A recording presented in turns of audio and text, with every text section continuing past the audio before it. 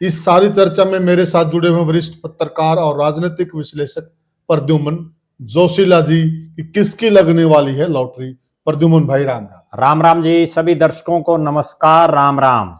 राजनीति की दुनिया की बात करें तो साथियों, हरियाणा सीएमओ में कुछ नियुक्तियां होनी हैं और उन नियुक्तियों को लेकर जो नाम चल रहे हैं वो इतने बड़े बड़े चेहरों के नाम चल रहे हैं। कई तो पूर्व में मंत्री रहे हैं और जो हार चुके हैं, जो पहले से ही जनता द्वारा नकारे जा चुके हैं, क्या उनको वहां नियुक्ति देना उचित है या फिर किसको नियुक्ति देना उचित है?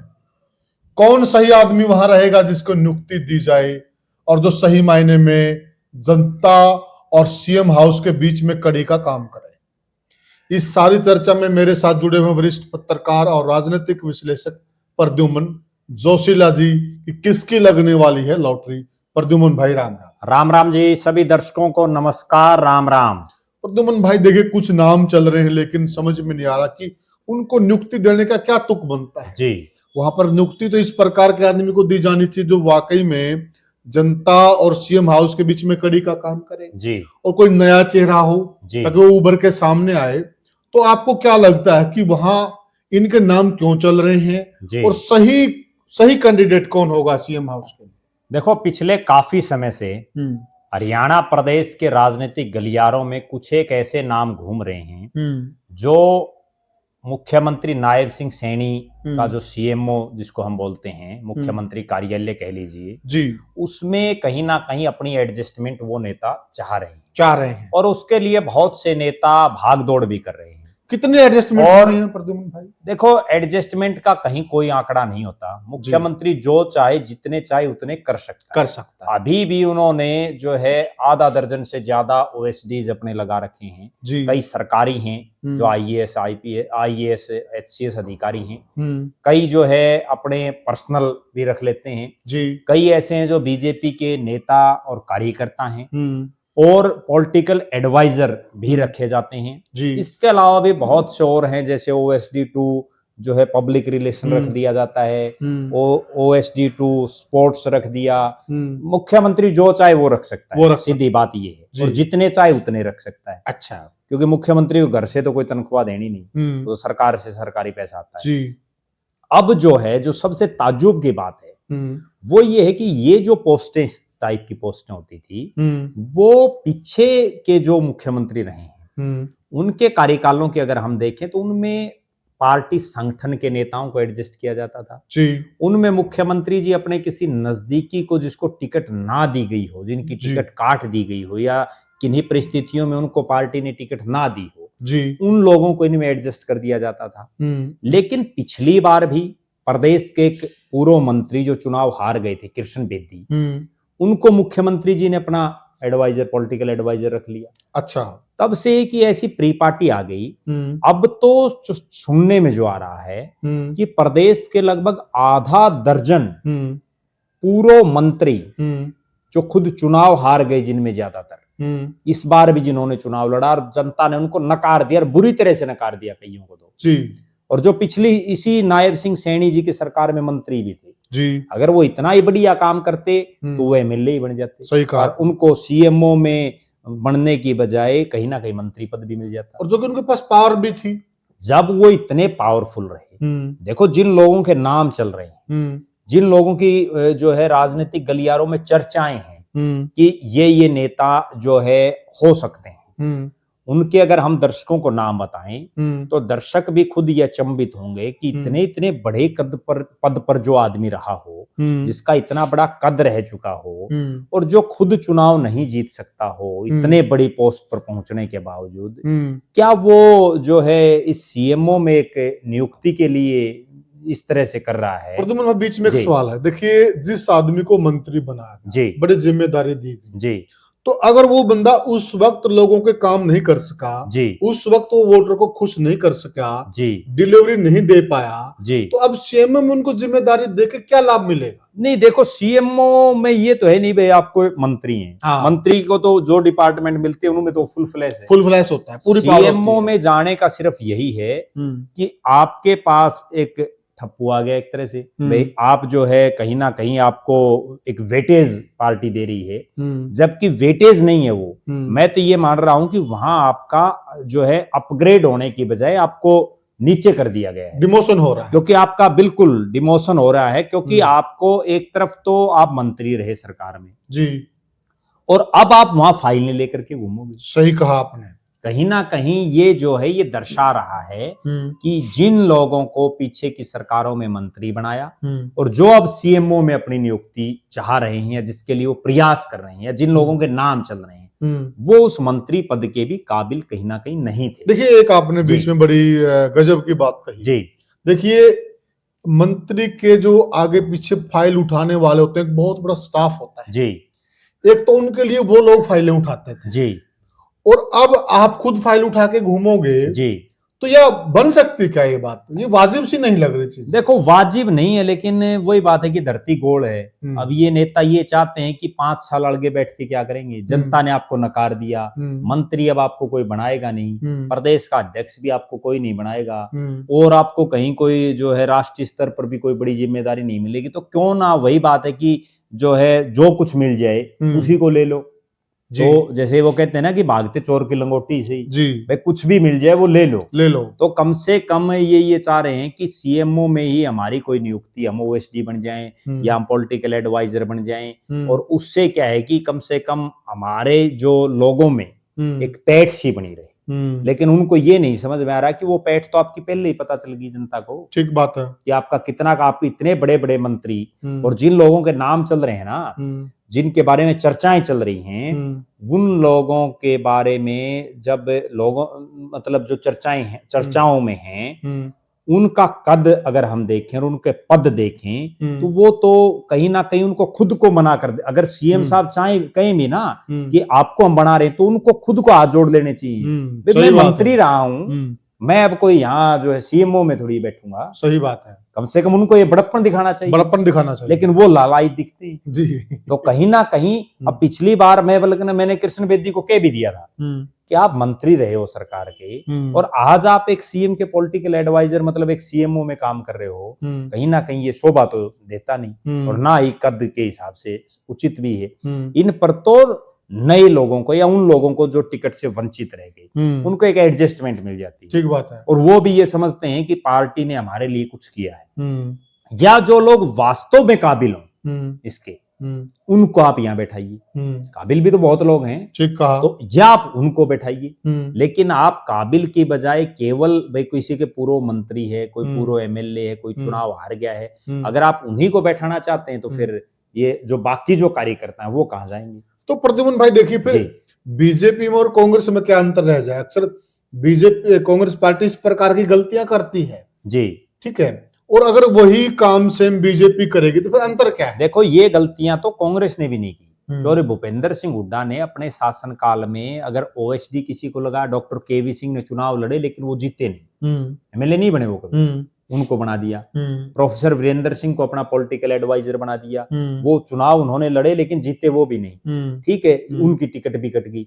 जिन लोगों की टिकट कट गई या जिन लोगों ने कभी चुनाव नहीं जीते, उन लोगों को काम करने का एक मौका ही होता है कि आप इस सीएमओ में बैठ करके काम करके दिखाइए, आप रिजल्ट निकालिए। तो वो जो है उन्होंने वो किया भी। डॉक्टर केवी सिंह ने भी अच्छे खासे ठीक ठाक सिस्टम चलाया, प्रोफेसर वीरेंद्र सिंह ने भी चलाया, लेकिन मनोहर लाल जी का जो पहला कार्यकाल था उसमें भी उन्होंने कोई पूर्व मंत्री को या पूर्व एमएलए को इस तरह की एडजस्टमेंट नहीं दी। लेकिन दूसरे कार्यकाल में जब कृष्ण बेदी जी हारे तो उनको पहले पॉलिटिकल एडवाइजर बनाया, उससे पहले तो उन्होंने जगदीश चोपड़ा जी को बनाया था। ठीक है, वो पुराने नेता हैं लेकिन वो कभी विधायक नहीं बने।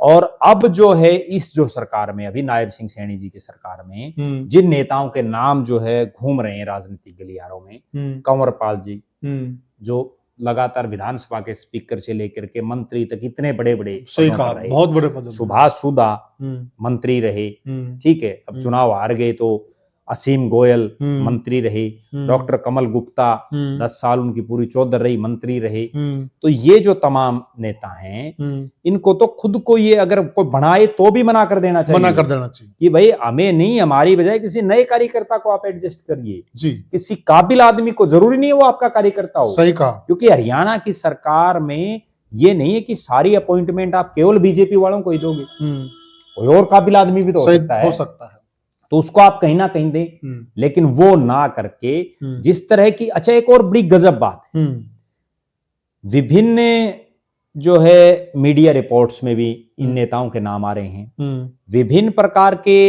जो राजनीति का जिनको थोड़ा अभी चस्का है लोगों में, उनमें भी इनके नाम घूम रहे हैं। उसके बावजूद एक नेता का भी ये ध्यान तक नहीं आया कि भाई मैं इस लायक नहीं और मैं ये सीएमओ में नहीं जाऊंगा। अब जब मैं इतने साल मंत्री रह लिया, मैं जो है इतने बड़े बड़े डिपार्टमेंट मैंने संभाल लिए, तो अब मैं कोई सीएमओ में मेरी जगह किसी नए आदमी को एडजस्टमेंट दो, तो एक आदमी का ही बयान नहीं आया। प्रद्युमन भाई जी देखिए, ये नेता लोग है ना, वही कहा इनको मिल जाए जी, कुछ भी मिल जाए, इनमें इस प्रकार की भूख है। और कहीं न कहीं ये इसीलिए इनके बारे में जो मीम बनते हैं वो इसलिए बनते हैं जी कि नेता को दे दो, खा लेगा, कुछ भी दे दो जी।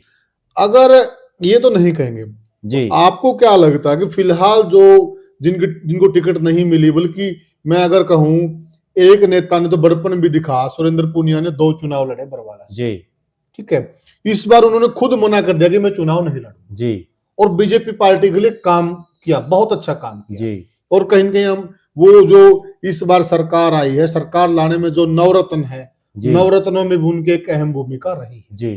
तो इस प्रकार के जो चेहरे हैं, सुरेंद्र पुनिया हैं या और अन्य चेहरे हो सकते, इनके बारे में आपका क्या कहना है? देखो, निश्चित रूप से सुरेंद्र पुनिया ने जब भी उनको कोई अपॉर्चुनिटी मिली तो उसमें उन्होंने वो करके दिखाया है, इसमें कोई शक नहीं है। आज प्रदेश में 3 महामंत्री हैं, सुरेंद्र पुनिया, कृष्ण बेदी और डॉक्टर अर्चना गुप्ता। अगर प्रदेश में सबसे ज्यादा कोई काम कर रहा है उन तीनों में, तो वो सुरेंद्र पुनिया कर रहा है। बिल्कुल सही कहा। और निश्चित रूप से वो उनका काम दिख भी रहा है। जब वो हिसार के जिला प्रधान थे, आज तक बहुत से जिला प्रधान हिसार में बने पार्टी के, आज भी उनका जो कार्यकाल था, तब तो बीजेपी के पास खुद का दफ्तर भी नहीं था, बिल्कुल किराए पे जो है ऑफिस चल रहा था। तब उन्होंने जो उनका कार्यकाल था उसमें ये करके दिखाया कि वास्तव में जिला कैसे चलाया जाता है, कैसे कार्यकर्ताओं का मान और सम्मान किया जाता है जी। ये उनके एक बदकिस्मती हम कह सकते हैं, या हल्के के कई बार ऐसे सर्कमस्टांसेस बन जाते हैं कि वो दोनों बार बड़े मामूली वोटों से चुनाव हार गए, और अगर वो चुनाव जीत जाते तो सरकार में वो भी मंत्री होते। तब उनका ये सही मायने में ये पता चलता कि अब उनको ये मंत्री का पद मिला, अब उनका कैलिबर कितना, वो कितना काम सही ढंग से कर पाते हैं। लेकिन ठीक है कि वो उनको अपॉर्चुनिटी नहीं मिली। अब जब से उनको महामंत्री बनाया गया है, निश्चित रूप से मेरी भी बहुत से बीजेपी के नेताओं से बातचीत होती रहती है, तो हर आदमी उनकी प्रशंसा करता हुआ मिलता है। बल्कि जो बाकी जो और महामंत्री हैं उनके बारे में लोग बहुत कम जानते हैं। और अगली जो बड़ी बात है वो ये है कि अब तो पूरा दारोमदार भी उनके पास है, क्योंकि कृष्ण बेदी जो है वो सरकार में भी मंत्री हैं और अब उनको कार्यालय का प्रभारी भी बनाया गया है जी। तो असली मायना ये है कि सीएमओ में या पॉलिटिकल एडवाइजर कौन हो, जो एक मैं बड़ी गंभीर बात बता रहा हूं, कोई भी मुख्यमंत्री हो, उसको उस आदमी को यहां नियुक्ति देनी चाहिए जो जनता और सरकार के बीच में, संगठन और सरकार के बीच में जी, जनता, संगठन और सरकार तीनों के बीच में एक कड़ी का काम कर सकता है, एक ऐसा काम कर सके जिससे तीनों में एक बैलेंस बना रहे। सही कहा, क्योंकि मुख्यमंत्री ये नहीं कि वो हर जगह से मुख्यमंत्री रिपोर्ट लेगा जी, क्योंकि उसको तो और भी बहुत से काम होते हैं। जो उसके नीचे जो टीम है उनका काम ही ये है, और वो जब तक सही रिपोर्ट मुख्यमंत्री को नहीं देंगे जी, तब तक मुख्यमंत्री भी कुछ नहीं कर पाएगा जी। तो कहीं ना कहीं एक ऐसा आदमी जिसको संगठन का अनुभव हो, जिसको जनता के बीच में रहने की आदत हो, और जो सरकार से तालमेल बना सके जी, तो कहीं ना कहीं इस रेस में बहुत से नेता मार रहे हैं ट्राई, जो ये चाहते हैं कि कहीं ना कहीं उनको कुछ ना कुछ मिल जाए जी।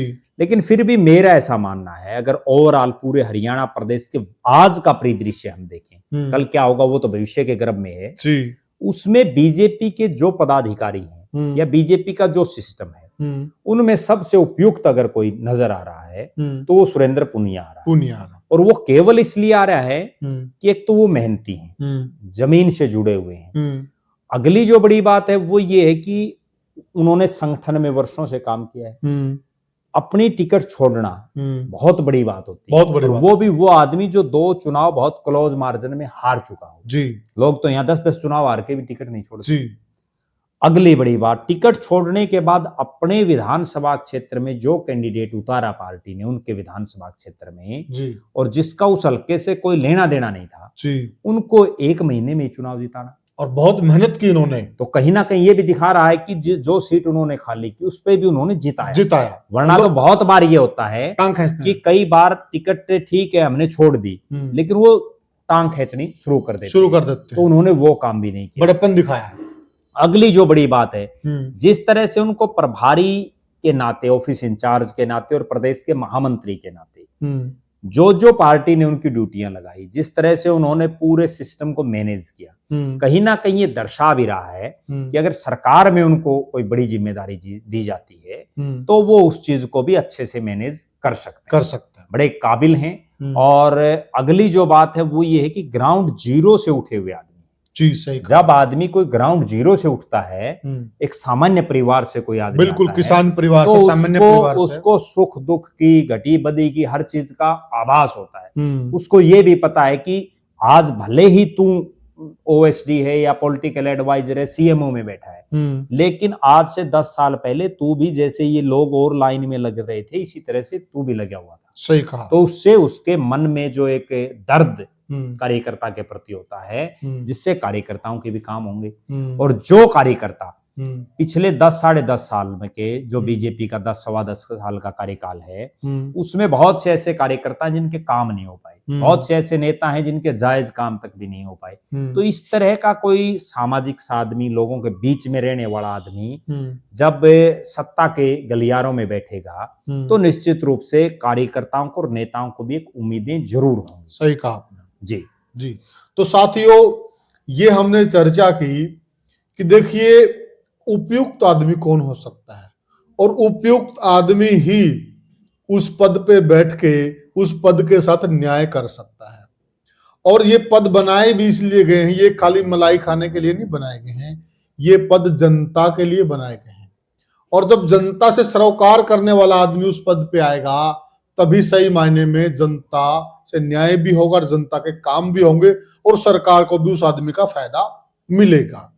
तो हमने जो बताया कि सुरेंद्र पुनिया जी वाकई में अभी भी वो जो काम कर रहे हैं वो इस प्रकार का काम वो कर रहे हैं। आज भी वो जनता और मुख्यमंत्री के बीच की कड़ी की जो भूमिका है उसको बखूबी अदा कर रहे हैं। कई कार्यक्रम जो हिसार में और आसपास के पूरे हरियाणा क्षेत्र में हुए हैं, उन सामाजिक प्रोग्रामों की पूरी जिम्मेदारी सुरेंद्र पुनिया के पास थी और उस जिम्मेवारी का निर्वहन उन्होंने बिल्कुल बढ़िया तरीके से किया भी है। तो आपको क्या लगता है कि कौन आदमी है जो सीएमओ में बैठे और जनता के काम करे और जनता को फायदा हो और सरकार को भी फायदा हो? आप भी हमें वह नाम बताइएगा और यह चर्चा आपको कैसी लगी हमें कमेंट सेक्शन में जरूर बताइएगा। तो साथियों, फिर हम मिलेंगे किसी और मुद्दे को लेकर। तब तक के लिए साथियों, राम राम। राम राम।